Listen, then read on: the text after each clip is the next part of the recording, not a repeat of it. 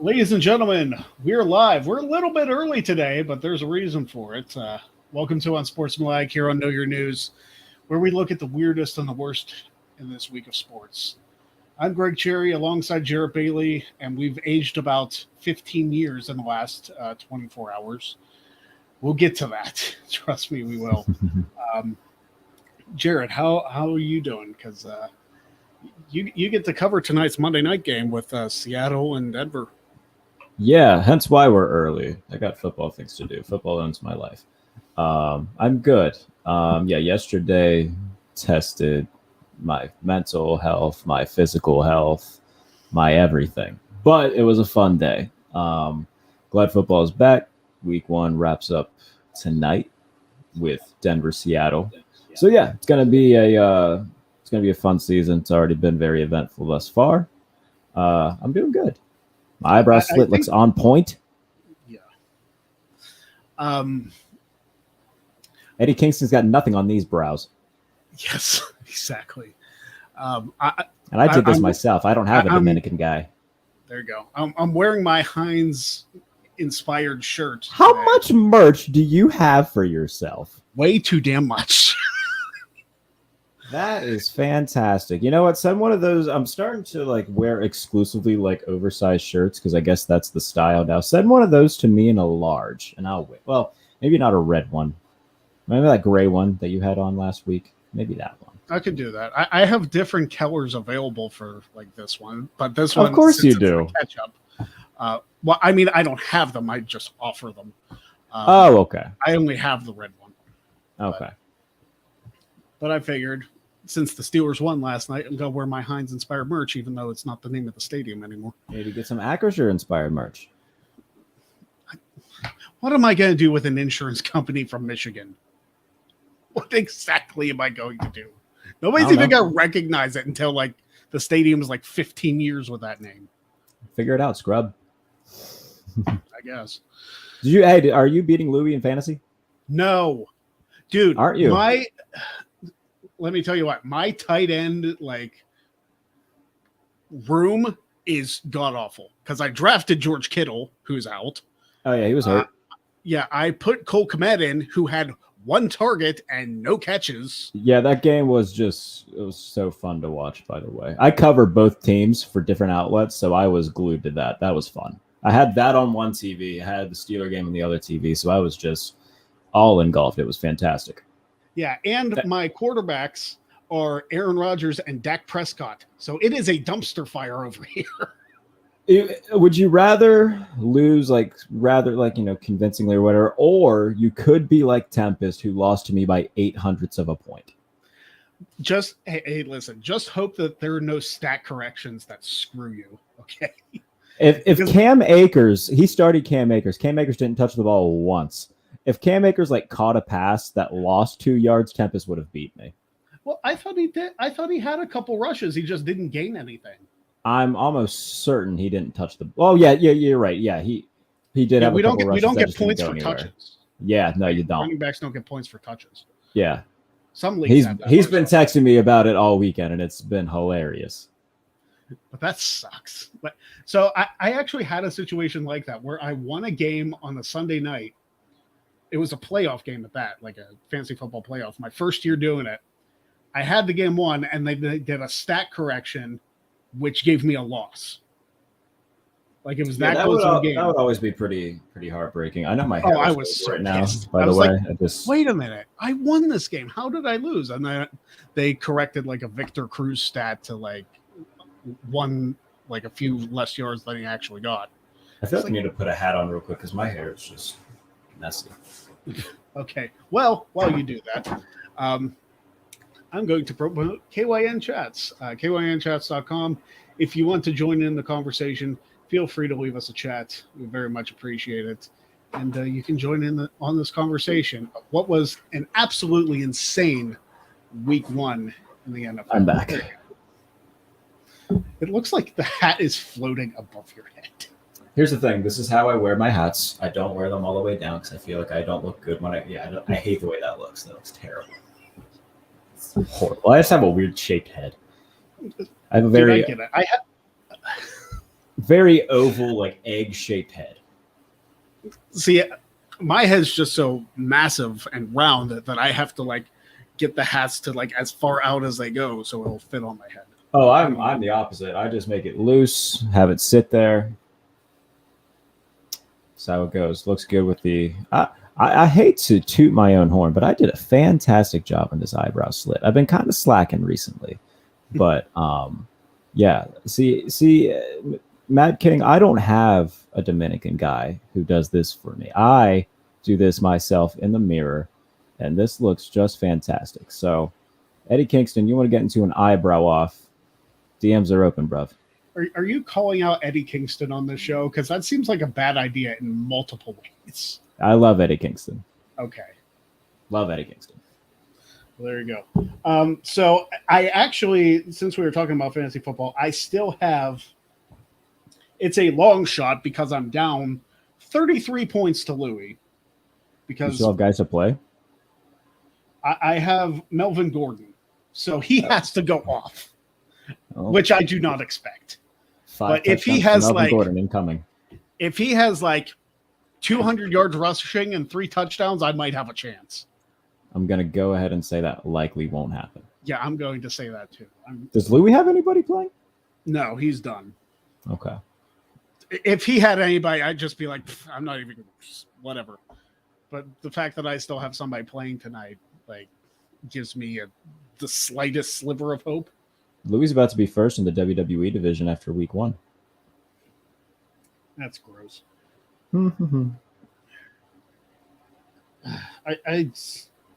My tight end just room is a complete disaster. I'm gonna have to drop Dak Prescott too. Yeah, you're gonna have to IR him. It's really bad. I know it's only week 1. I don't want to go into panic mode yet. But was not pretty whatsoever. Hopefully Aaron Rodgers has a better game in week 2. I don't even know who they play in week 2, but I hope. I mean, they play Minnesota. Minnesota just looks stacked this year. Yeah, they look fantastic. I can't remember who Green Bay plays next week. I feel like that's something I should know. Oh, Chicago. Is it in Chicago or in Green Bay? Lambeau. It's in Lambeau. Okay, so Rodgers should have a better game. And it's the Bears who he more often than not beats. But anyway, we're going to kick this off. We do have a couple baseball plays to talk about before we get into all the football. I'm vetoing this.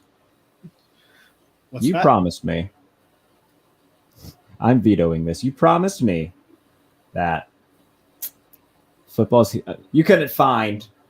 Whatever, Greg. I'm sorry. It is mostly football. Okay, baseball season is still going on. I have to go. Is it though? What I'm given. The Pirates and Reds are playing right now. I bet there's 13 people at PNC Park right now. I mean, there's more than just those 2 teams. Thank God. If it was just those 2 teams in baseball, baseball would cease to exist. Baseball's already ceased to exist to me. Well, I mean, if you root for the Pirates, it probably ceases to exist to you in April. I muted the word Yankees on Twitter. I told you that already, though. Yeah, I know you did. It's been great. I'm sure. I mean, they're still in the lead in the AL East, but I'm sorry. You can shut barely now. Anyway, well, let's just run through these baseball plays before we get to football. The first play was Kyle Schwarber of the Phillies playing against the San Francisco Giants, and we've seen plays like this a lot. He went to reach for the ball, and it looks like he got shot here in this picture. Sniper! But he just straight up missed. And like, he can't even complain that the sun was in his eyes because he was wearing his hat forward and he had sunglasses on. So I don't exactly know. Are you allowed to wear your hat backwards in the field? I don't think so. I was going to say, I feel like a lot of people would do that if they were allowed. I mean, possibly. I've never seen it. Like, maybe that's like a uniform rule in baseball. And I vote that it should be allowed. That it wouldn't make me watch baseball, but I would applaud them allowing them to at least look cooler. Yeah, they're doing a bunch of rule changes in baseball for next year. Hard-hitting analysis here. Let baseball players wear their hats backwards. There you go. That's the hard-hitting analysis that you're going to get right here on Unsportsmanlike. I don't mind it either. I figured them having the brims out like helps them with the sun, but apparently not. If you look at Kyle Schwarber. Yeah, he helped the Cubs win a World Series. He doesn't have anything else to prove. Yeah, I mean, we've watched the Cubs win the World Series in our lifetime. At least I did. It's just an insane thought. And this, I'm just going to put up on the screen because while you're doing batting practice. That looks horrifying. Yeah, make sure there's nobody around you. That came within like an inch of hitting him in the face. I was going to say, did it not hit him? No, it missed him, but barely. That could have been disastrous. Oh, yeah.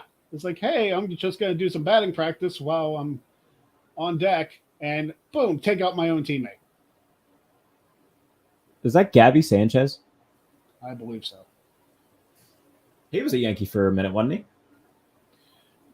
I'll be honest. I don't want to say I'm a fair weather Yankees fan, but I haven't paid attention to them as much in recent years as I did when Jeter was playing.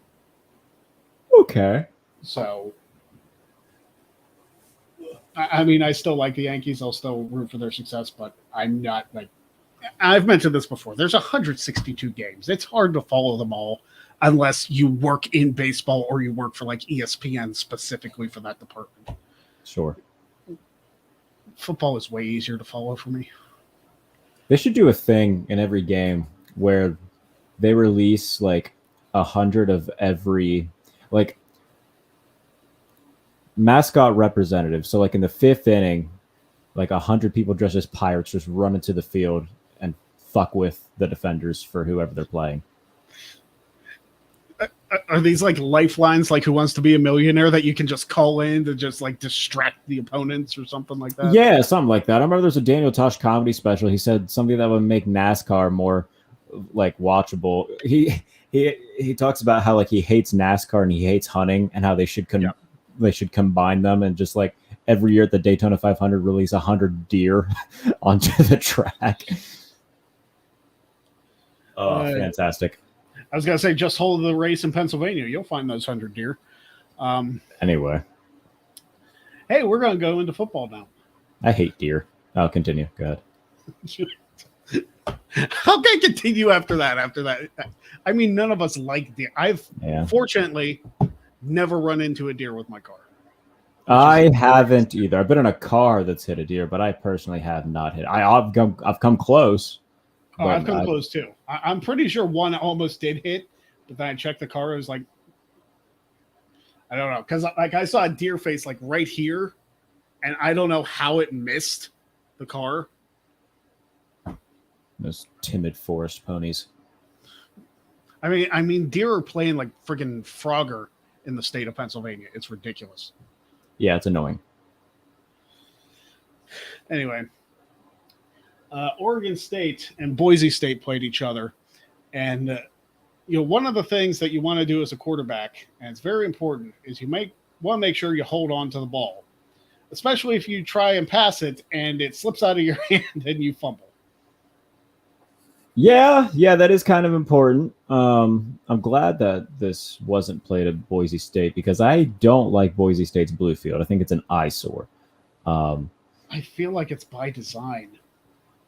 Maybe. Yeah, that's a good call. I think it's Eastern Washington as a red turf, which is hideous as well. Yeah. I mean, when you're used to seeing the traditional green, when you see any other different color turf, then it kind of throws you off. But Boise State does some trickery with their field. Have you ever seen this game? Do you know that? What's that? Who won that game? Do you know? Like I said, I'm not a diehard college football guy. I'll tell you what, I will take a look because I'm not sure exactly who won that game. What were you going to ask me? Have you ever seen the trick plays? And it's typically an Oregon State won that game, by the way. Cool. Have you ever seen the trick plays where two people are back for a kick return? One of them's laying down in the end zone. Yeah. Kansas did that a few years ago. I think it was against Oklahoma. They did. I feel like Boise State did it too, because they have the blue field and their blue jerseys like blend in with the field. So it's kind of, it's almost an unfair advantage. The Rams did it. They didn't do laying down, but they had 2 punt returners back, and they had one guy pretend like he was like under the punt, and then on the other side of the field, I think it was Tavon Austin who actually caught the punt and he scored. I think it was against Dallas. Don't quote me on who it was against, but I'm pretty sure it was against Dallas or Seattle. Those are the 2 teams I have. I don't know why I thought it was the Seahawks, but I remember a play like that. Might have been Seattle because it was when they were still the St. Louis Rams. Yeah. Yeah, if it's the play I'm thinking of, then yeah, I do remember that. That was good stuff. Yeah, that was smart. One of the very few good things the St. Louis Rams did between the years 2005 and 2016. So, cheers. That's very fair.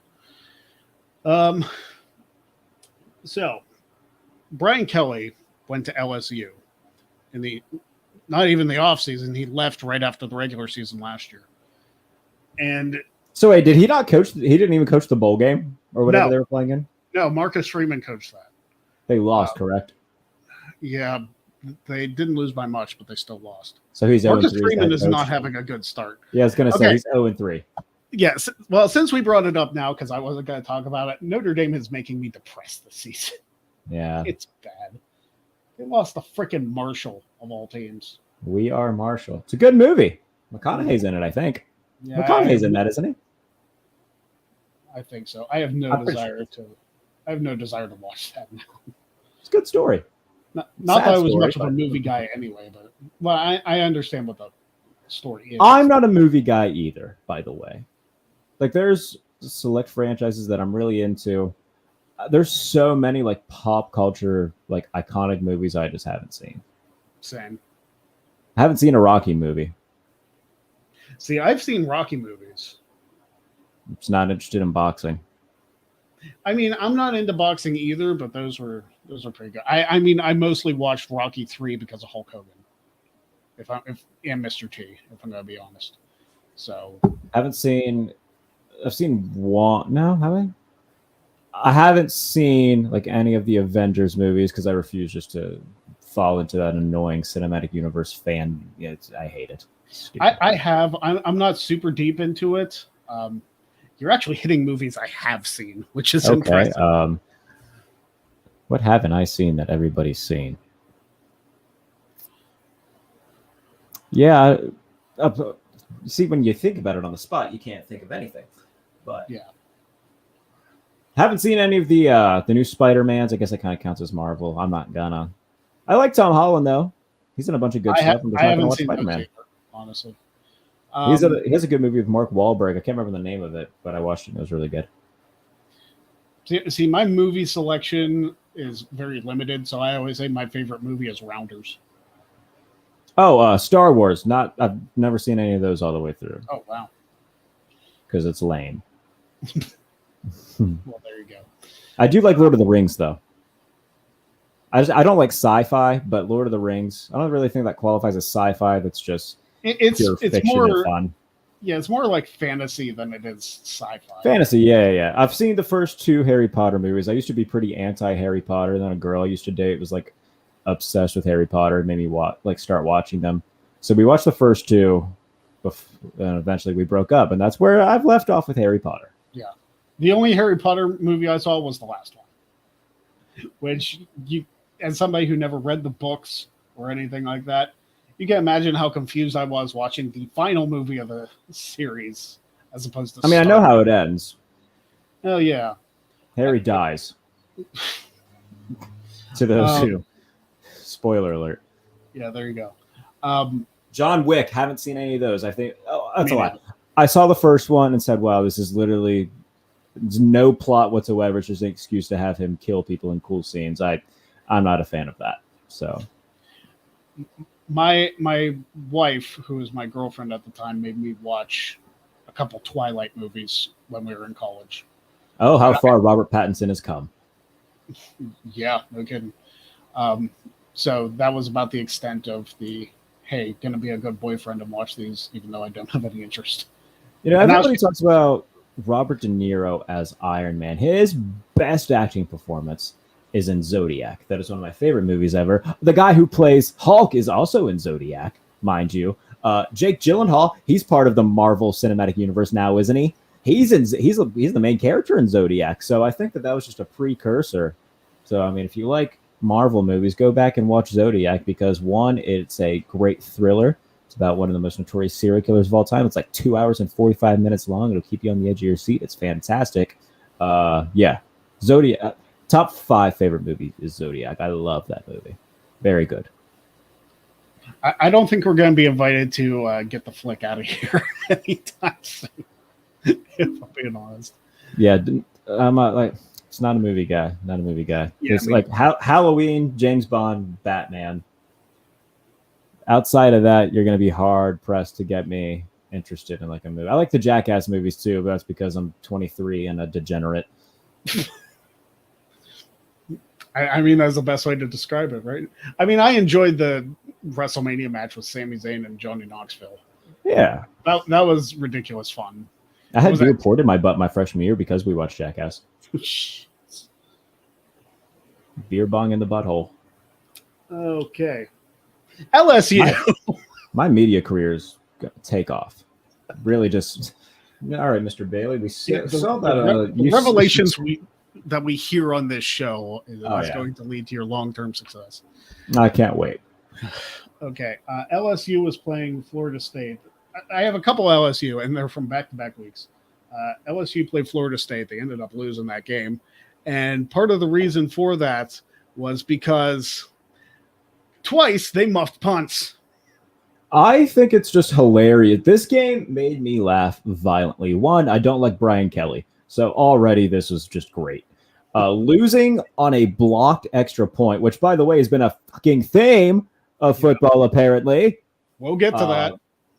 Yeah, no, I didn't have any rooting interest in this. Like, I don't really like Florida State either, just because I'm not a big Jameis Winston fan. I guess that's I hold it against Florida State now, apparently, for Jameis Winston. He's just got a very hittable face. So yeah, I was just happy that LSU lost. Yeah. I mean, I'm fortunate enough. I don't hold colleges against people. Like, I don't hold USC against Troy Polamalu. I don't hold. Oh yeah, like I don't hold Alabama against Minka Fitzpatrick. So, or Najee Harris. Yeah. Keeping in the LSU theme, they were playing Southern University this weekend. Oh, good. See, this is why I don't like college football, Greg. This is why I can't get into it. Because the same 4 teams, or the same like handful of teams, are going to be good because they play fucking Southern. Where the fuck is Southern University? I'm guessing in the South. I have no thank idea. You. I love that I can swear and go on rants on this show. I don't have to worry about sports mostly. Go ahead. Yeah. I rant on the SEC every year because they have such a cupcake schedule for most of them. They have their division games, and then or conference games rather, whatever, and then they just throw like a university that I could create tomorrow on their schedule. In November, Alabama's going to play like Bucknell or something. Be like, oh man, Alabama looked great as I beat Bucknell 70-6. Like, no shit, it's Bucknell. That's the same team that Duke schedules their first game of the year so they can beat them 80-16 in basketball. Like, why? This is why I can't get into it, Greg. It's so stupid. I mean, it's kind of like when Kentucky scheduled Clarion for one of their games. It might have been preseason. Well, that was cool because Calipari's connection to Clarion. Yeah, like, I liked that. But still, like, Clarion was not going to have a chance against the university. You said you were at Clarion for that, weren't you? I was at Clarion, but I went to a conference that weekend instead of going to Kentucky because, like, a few people from our TV station actually went to cover the game in Kentucky. But I wasn't. I wonder what the final score to that was. I think it was like Kentucky won by like 60. That sounds about right. Yeah. It was ridiculous. But yeah, LSU played Southern University. They obviously ended up winning that game, but during the course of the game and during a play, actually, a fan just wandered onto the field, like didn't rush on the field. Cool. Like, wasn't like a streak or anything. Just kind of walked out there. Couldn't tell if he was drunk or high, but the cops caught him pretty well. He just walked on the field while a play was happening. Yeah, don't do this if you're a fan. No. It's just so dumb. Now, if you want to do it at a NASCAR race and play like Extreme Frogger, That would be. I mean, don't do it, but Yeah, I'm don't- just saying don't like, actually do the it. thought of it's kind of funny. Yeah, because you got to learn today. That would be a good Family Guy cutaway scene. I can imagine that. Like, Just imagine like Peter this is Griffin even worse than the time I ran onto the Daytona 500. and then it cuts away. It does a Frogger, and you see like Dale Earnhardt Jr. just like running over him with a car. Yeah. Oh, that would be fantastic. That's a good. Take notes, Seth MacFarlane. That one's a freebie. You're welcome. How many seasons of Family Guy has he done? He might have already done that. I think they're on 18 right now. Oh my gosh. 18 or 19. You know how much all of them make an episode? Probably an insane amount. A lot. Yeah. Not a small number. I think I'm missing a graphic, but we're going to talk about it anyway. Oh, no, I just didn't upload it. Go me. So we are going to talk about opening day for the NFL season was the Bills and the Rams. And this was another incident of people running onto the field because for whatever reason, and I read that this was a gender reveal. They brought smoke bombs onto the field. I hate gender reveals. They're so stupid. They're more and more absurd the more I see them. Like They're more and more stupid the more I see them. Yeah. Stop doing gender reveals. Or if you're gonna do them, like do it at home with a group of friends and you put balloons in a box and you open the box and it's blue balloons. Don't do stupid shit like this. Or like, I just hate seeing videos of them because like for some reason, everybody that I went to high school with decided to get pregnant. So Yeah. like now I just feel like I see a different gender reveal every other day. Like they'll have like balloons on a dartboard and the boyfriend will miss the first 4 darts. And then by the 5th dart, everybody's just like, all right, let's just run up and pop this balloon so we know what you're having. And he's just too caught up in his masculinity to admit failure. So he just keeps trying to throw the darts, but he's not good at darts.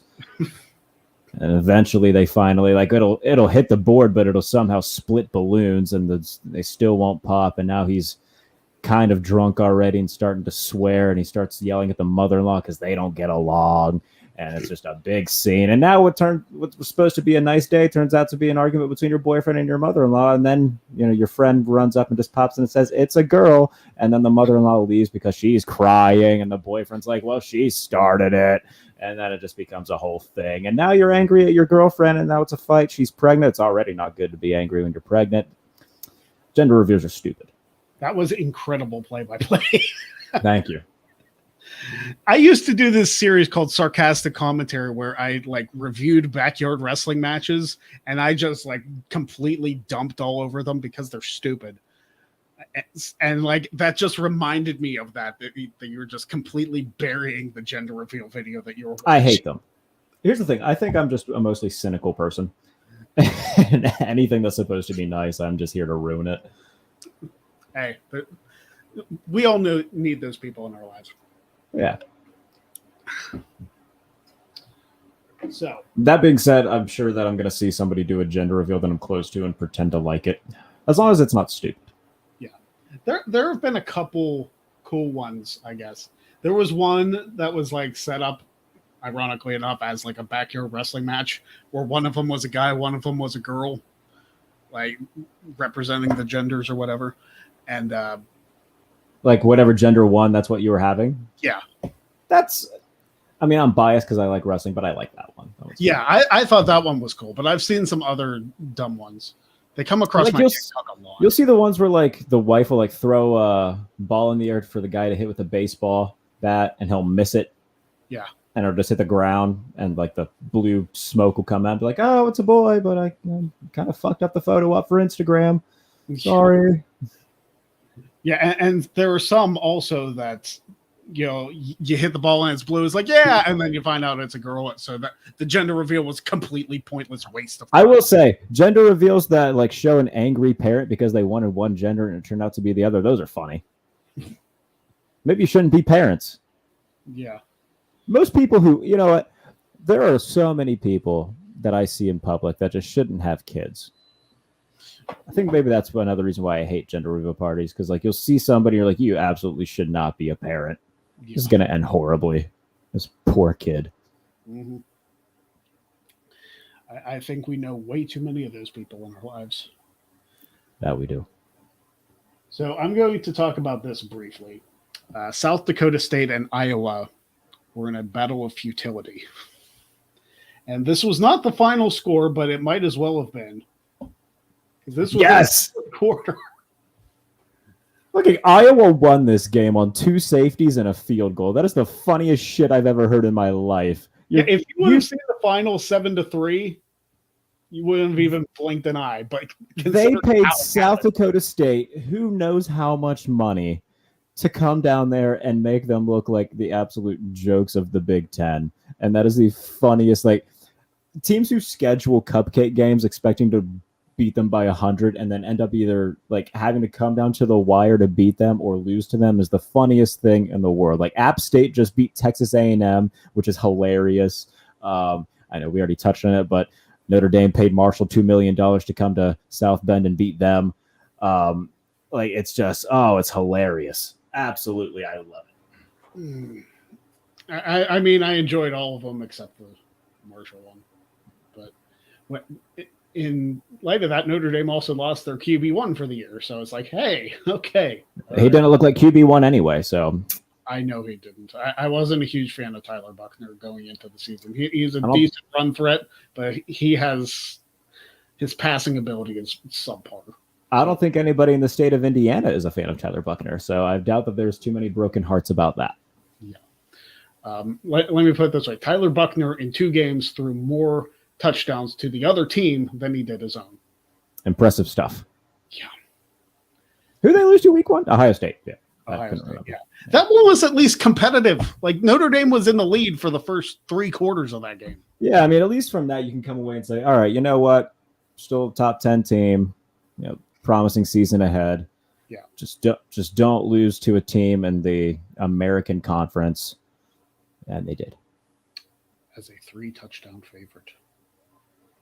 I mean, I'm sure somebody out there said, fuck it, Marshall money line, and is pretty happy today. I mean, quite frankly, watching the offense in the Ohio State game, I probably would have bet the Marshall money line because there was no way Notre Dame was going to beat them by 3 touchdowns. I don't even think they're ranked anymore.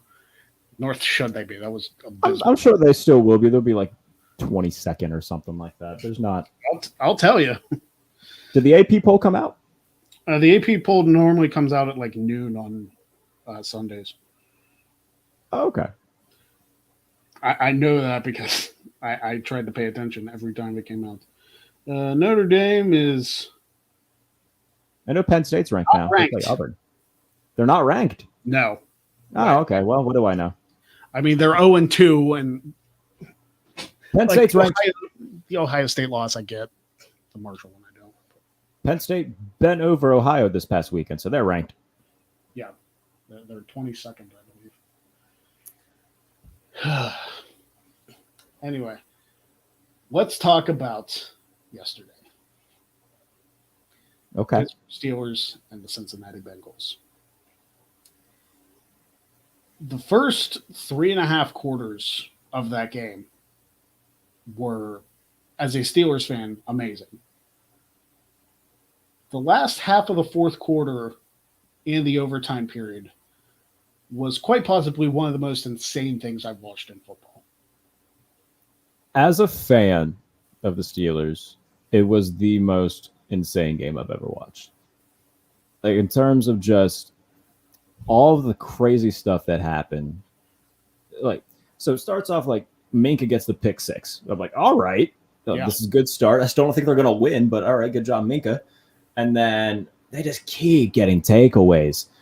Burrow throws 4 interceptions. They get a strip sack that Cam Hayward recovers. The offense, I mean, stop me when you've heard this story before. The Steelers' offensive line is bad. They couldn't do anything offensively. I think they only got 10 points off of the 4 turnovers that weren't the Minka pick 6. So, yeah, it was very stagnant all day. Once once Cincinnati made it a one-possession game, I was like, oh, they're going to lose. Like, if they don't get points on this drive, it's probably done. They didn't get points on the drive. The Bengals. Why is Akilla Weatherspoon playing off coverage, like giving Jamar Chase such a cushion on the last play of the game when everybody and their mother knows that that's where the ball's going? And he gets into the end zone, and then Minkah Fitzpatrick, my Lord and Savior, blocks the extra point. There it is. Oh, hang it in the levee. Oh, my goodness. So Minkah does that. And at this point, I'm doing a victory lap around my living room, going absolutely bonkers. And they win the coin toss, I believe. And they elect to win the coin toss and then go 3 and I had zero confidence in that. I was like, oh, great. They're receiving. They're going to get a 3 and out. McPherson's going to kick a game-winning field goal. Great. Bengals get the ball back. Get in field goal range. Hayden Hurst makes a nice toe tap catch on the sideline. Another bad snap. Laces are facing McPherson. He kicks it to the grandstands, and a lucky Bengals fan went home with a game ball. Steelers get it back. Chris Boswell dinks it off the left upright. So now I'm thinking, all right, there is no God. And so the Bengals get it back. Steelers force a punt, which, by the way, bad clock management by the Bengals because they had 15 seconds left on the play clock when they punted. So that didn't make a lot of sense. Deontay Johnson catches a pass falling out of bounds with his left hand, a defender draped on him. And then Mitch escapes a sack, throws it to Pat Freiermuth to get in field goal range, and then mercilessly, as my blood pressure is skyrocketing and my heart is in my rectum, the game ends, and the Steelers are 1-0. Yeah. 4 hours of my life that were just pure stress. I mean, it's Pittsburgh Steelers football. Is there any other kind? Craziest experience I've had as a fan. Like, the Super Bowl against Arizona was crazy, and it meant more, obviously. But in terms of just pure chaos, like, and Ian Eagle and Charles Davis were making it so much fun. I love Ian Eagle so much. He is fantastic. Like, after Boz missed the first field goal at overtime, he's just, oh my goodness, well, this game ever end. I'm like, I don't know, Ian. But he is fantastic. And they cut to the NFL Today guys for a highlight of the Cardinals-Chiefs game, and it came back, and Ian Eagle was like, all right, well, that game's probably going to be over before this one. Oh, he is just hilarious. He's so good at his job. I love Ian Eagle. I love Charles Davis. I'm so glad that they were on the call for this game because they're great. I feel like Ian Eagle calls like 9 Steelers games a year too, by the way. Like anytime they're on CBS, like 9 times out of 10, Ian Eagle and Charles Davis are the ones calling it. So yeah, he's fantastic. They made the game a lot better. Yeah, it was crazy, man. Just chaotic. Do I think the Steelers are going to be anything crazy this year? No. TJ Watt's hurt. Najee Harris is actually fine. He's expected to play Sunday, so that's good. Yeah. Which for my team is good too. But hey, it was a fun, chaotic 4 hours, and let's never do it again. And that was in Cincinnati too. Like, oh yeah. Top of everything else. Oh. And hey, by the way, I mean, Mitch Trubisky didn't play great, but in his first game as a Steeler, leads a game-winning drive against the defending AFC champions. Give him his props. He made some throws when he needed to. Hey, Chase Claypool was a big part of that offense too. Yeah, Chase Claypool was their leading rusher yesterday. Mm-hmm. So I'm hoping that Claypool, and this is Irish bias, like uses this as a statement year to be like, okay, last year I fucked up. This year I'm good to go. I feel like they're going to use him in a variety of ways. We'll see what happens against New England. They should beat New England. I hope relatively. So. If the defense plays half as well as it did against Cincinnati, they should win by 2 touchdowns because the Patriots played god awful. Considering the defense is going to be about half the quality, that might be all we can ask for. Oh no! I mean, TJ will be gone, but hey, I mean, Minka's fantastic. Cam Hayward's still very good. Alex Highsmith had a great game. He had 3 sacks. Levi Wallace, we'll see if he plays. He has a bum ankle. He heard it, didn't return. Offensive line, yes, it's bad. But the bright side for the Steelers is that the Patriots defense isn't all that great. I mean, Matt Judon is a force, but I mean, I'm not too high on the Patriots this year. They didn't look good against Miami. So yeah, I'm cautiously optimistic. All right. Well, that's going to do it for us. I know you got Monday Night Football to cover, but what else do you got going on there, Jarrett? Yeah, on Twitter at JBailey NFL, stuff for the Bears Wire, Sports Illustrated for a bunch of different teams. Follow me on Twitter at JBailey NFL for all that fun stuff. And of course, you can follow me at Greg Cherry Brand on Twitter. Greg Cherry Show every Wednesday at 7 o'clock Eastern. Jack of all trades next Thursday, the 22nd, 5 p.m. Eastern live show. Go check that out. Got my lineup. I'm pretty excited about the lineup. Can I shout out Sat Iniagi real quick? Go ahead. Because the man, he just sends me, it was like last week maybe, sends me a random text. And because he knows my sister loves No Rolls Barred and Adam. And he shoots me a text. He's like, hey, by the way, Adam said that he'll send you a video of him telling your sister Merry Christmas when the time comes. I'm like, God damn, Sat, you are just the best human being alive. So, he really is. Shout out to Sat. Bless his heart. Sat Iniagi is one of my favorite people. And Yeah, he's just yours too. If he's not one of your favorite people, you're wrong.